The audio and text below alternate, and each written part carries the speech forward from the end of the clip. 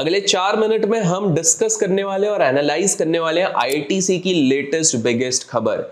20 years बाद, 20 साल बाद जो इनका होटल बिजनेस इनने 20 साल पहले लिया था उसके ऊपर एक बहुत बड़ी खबर आई है। सोमवार दैट इज मंडे को डीमर्जर की न्यूज आई with respect to ITC hotels. आप लोगों को बता दूं कि इस खबर के अनुसार दोनों का डीमर्जर होगा।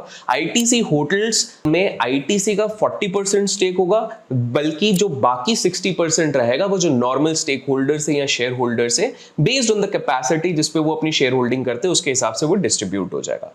आप लोगों को बता दूं कि अगर आप लोगों को लग रहा है इससे रेवेन्यू का कोई बड़ा चेंजेस आएगा, तो मेरे हिसाब से नहीं आएगा। आप लोग स्क्रीन पे देख सकते हैं कि किस प्रकार से एट प्रेजेंट भी आईटीसी का जो सबसे ज्यादा रेवेन्यू कंट्रीब्यूशन आता है वो आता है सिगरेट बिजनेस से। Cigarette business is contributing to 41.2% which is highest. And in fact अगर आप होटल बिजनेस को अभी तक भी देखते हैं तो इनका लीस्ट कंट्रीब्यूशन वहां पे रहा है।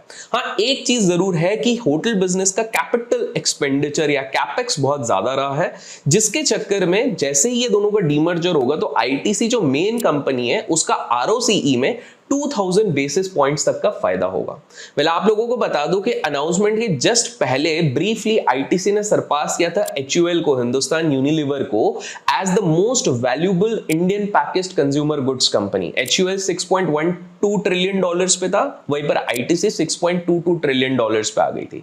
अब आप लोगों को यह समझना पड़ेगा कि क्यों आईटीसी डीमर्जर होने के बाद भी 40% स्टेक होल्ड करना चाहती होगी अपनी होटल कंपनी में। कायदे से तो उसको पूरी तरीके से छोड़ देना चाहिए।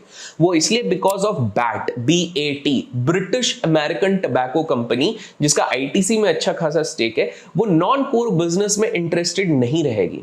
तो जाहिर सी बात है कि जैसे ये डीमर्जर होगा, आईटीसी को डर है कि कहीं बैट अपना पूरा स्टेक बेच के इसको बेच के ना निकल जाए, और इसलिए अपनी कंट्रोलिंग राइट रखने के लिए आईटीसी वहां पर अपना कंट्रोल जमा रही है।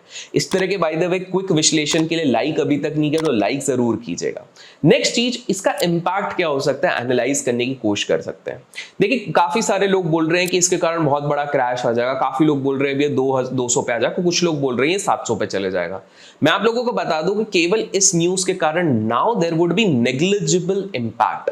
पहला, बिकॉज मैंने आपको बता दिया रेवेन्यू में बहुत ज्यादा कंट्रीब्यूशन नहीं है। दूसरा इंपैक्ट ये रहेगा कि फ्रीडम मिल जाएगी स्टेक होल्डर्स को। जिसको भैया होटल के बिजनेस में स्टेक लेना है वो होटल बिजनेस में लेगा, जिसको नॉर्मल एफएमसीजी में लेना है वो एफएमसीजी में लेगा।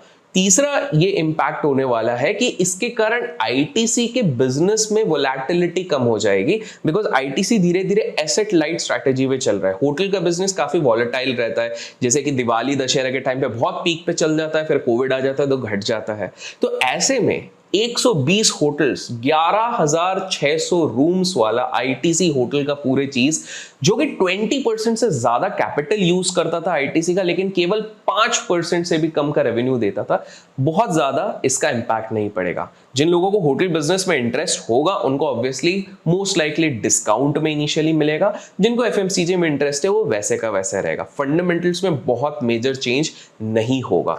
तो जितना ज्यादा हाइप मच रहा है, देखिए कभी कभार थोड़े से एनालिसिस अगर कर लें तो उतनी हेल्प आउट हो जाती है। वेल, इसी तरह के क्विक विश्लेषण अगर आपको पसंद है तो लाइक और शेयर जरूर कीजिएगा। कमेंट्स में आपको क्या लगता है आने वाले 1 साल में आईटीसी का क्या टारगेट हो सकता है वो जरूर बताइएगा। चैनल को सब्सक्राइब नहीं किया तो सब्सक्राइब करके बेल आइकन क्लिक कीजिए। Till then, keep learning, keep growing, keep investing and keep trading.